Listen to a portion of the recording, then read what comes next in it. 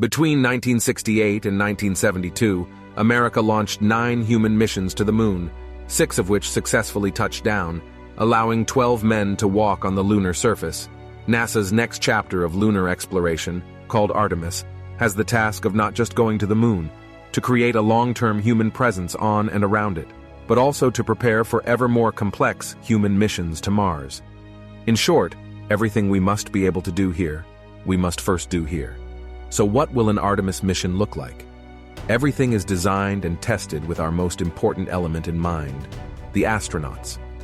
This is their deep space, human-rated spacecraft called Orion, built in 3 parts.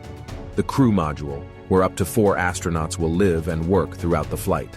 The service module, with life support systems for the crew and its own engine and fuel reserves, and a launch abort system, with engines capable of pulling the crew module to safety during launch, should anything goes wrong.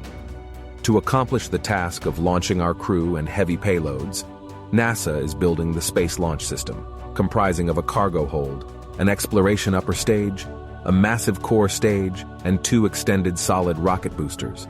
Altogether, this is the world's most powerful rocket, and it exceeds the legendary Saturn V of the Apollo era in numerous ways. Sitting on the launch pad, the entire rocket, fully fueled, weighs just over 6 million pounds, 5.2 million of which is just the fuel. Once ignited, there is no stopping what comes next. All 4 RS-25 engines and the 2 solid rocket boosters come to life, thundering our crew upwards. 2 minutes after ignition, the solid rocket boosters are spent and released. 8 minutes after launch, the core stage is depleted and separated. The upper stage fires briefly, placing Orion into a parking orbit around the Earth. Here, the crew reconfigures the spacecraft and checks systems to confirm everything is ready for deep space travel. With a go from mission control, the crew reignite the exploration upper stage engines to leave Earth entirely. The exact timing of this maneuver is critical to reaching a speed that can escape Earth's gravitational pull, but also put Orion on a course that will intersect the moon days later. Once this burn is complete, the upper stage of the SLS is jettisoned, and the crew on board Orion coasts for several days toward all that awaits them on the moon. Approaching the moon, we see the fundamental differences between Artemis and Apollo.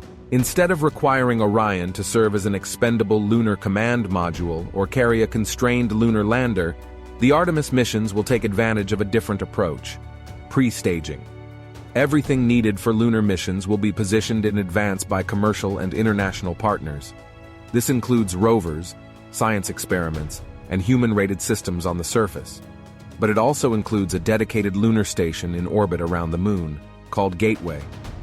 Here at the station, we can pre-stage a robust lunar lander and establish a strong communications relay. Designed with open standards, the Gateway can be expanded as new missions and partnerships develop, allowing multiple human missions on the moon at the same time, and enabling ongoing science to be conducted even between human missions. The Gateway is also capable of adjusting its orbit to allow access to every part of the moon, something the Apollo missions could not do. But the real key in this approach is placing Gateway in a unique halo orbit to perfect the maneuvers needed for Mars missions.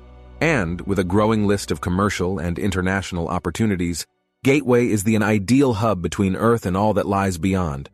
Returning to our crew as they approach Gateway, the Orion must match the elliptical orbit of the station to successfully dock.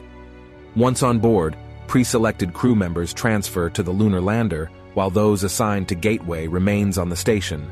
The lunar lander system itself is built for 3 unique steps: descending from the halo orbit of Gateway down to a low lunar orbit, descending from a low lunar orbit to the surface, and once the lunar mission is complete, launching from the surface of the moon and ascending all the way back to the orbiting Gateway.